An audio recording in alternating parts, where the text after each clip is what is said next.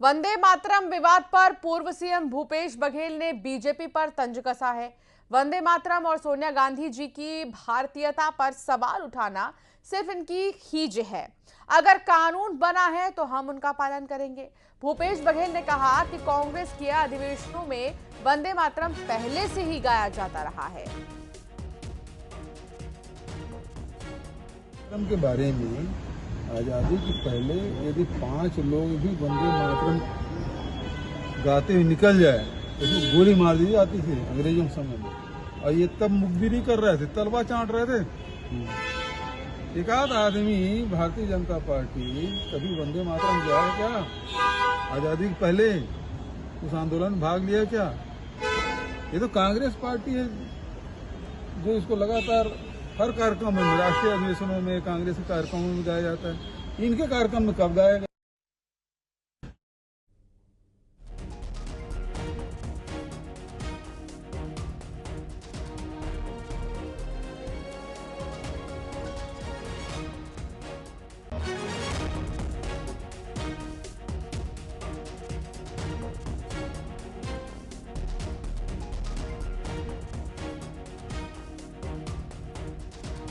तनु वर्मा सहयोगी मेरे साथ जुड़ गई हैं। तनु, वंदे मातरम के अपमान के आरोप कांग्रेस पर लगाए जा रहे थे बीजेपी की तरफ से, और अब इसको लेकर भूपेश बघेल ने जो बयान दिया है वो पूर्ण विराम एक तरह से इस विवाद पर लगा रहा है, क्योंकि भूपेश बघेल ने कहा कि कोई पहली बार थोड़ी है, वंदे मातरम तो हम पहले से ही गाते आए।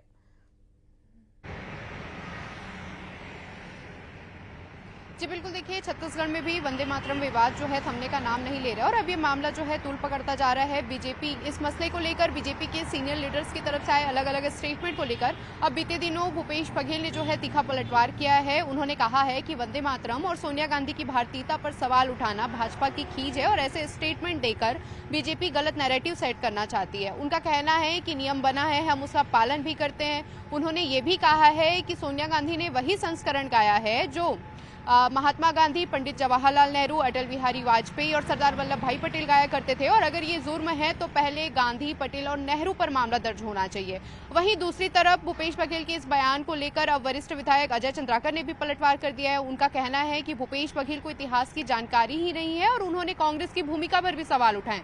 उन्होंने भूपेश बघेल को इस मसले पर खुली बहस करने की जो है चुनौती दी है और उन्होंने कहा है कि भूपेश बघेल का इस मसले पर जो स्टेटमेंट आया है ये उनके मानसिक विचलन को बताता है। फिलहाल छत्तीसगढ़ में भी इस विवाद को लेकर ये विवाद जो है वो गहराता जा रहा है और बीजेपी हो या फिर कांग्रेस हो, दोनों ही पार्टी एक दूसरे पर आरोप प्रत्यारोप कर रही है। बीजेपी कांग्रेस पर वंदे मातरम का अपमान का आरोप लगाया और इसको लेकर थाने में एफआईआर भी जो है पहले दर्ज कराई गई थी, शिकायत भी दी गई थी और लगातार बयानबाजी का दौर जो है वो जारी है। जी बिल्कुल, और अब देखिए बयानबाजी का दौर तो जारी है ही, लेकिन अब ये देखना होगा कि भूपेश बघेल के इस बयान पर क्या प्रतिक्रिया सामने आती है, क्योंकि छत्तीसगढ़ में भी जब वीडियो सामने आया था कांग्रेस मुख्यालय का, उसके बाद कई तरह की प्रतिक्रियाएं आ रही थी।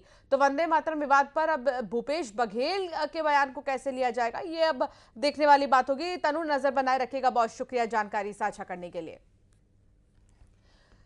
छत्तीसगढ़ हाई